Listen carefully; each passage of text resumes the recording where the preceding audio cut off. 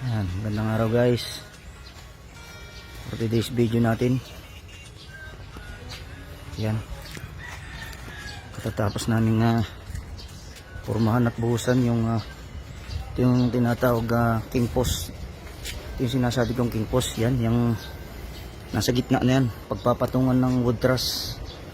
Ayan. So yan, kung mapapansin nyo, hindi magkatapat yung king post tsaka itong poste rito.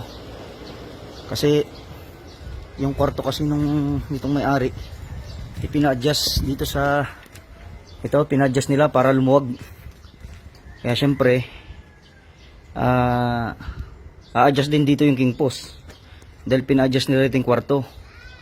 Yan, kung mapapansin nyo yan, yung king post ayun nakalisya din.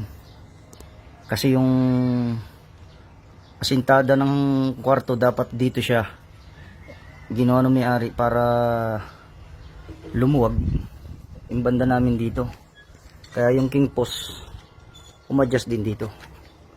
Yan. So bali pinurmahan ko ngayong araw ito at binuhusan na rin namin ng aking helper. Ayun si EJ. So dalawa lang kami. Napakahirap. Kinailangan ko pang gumamit ng kabilya para maabot ko yung halo.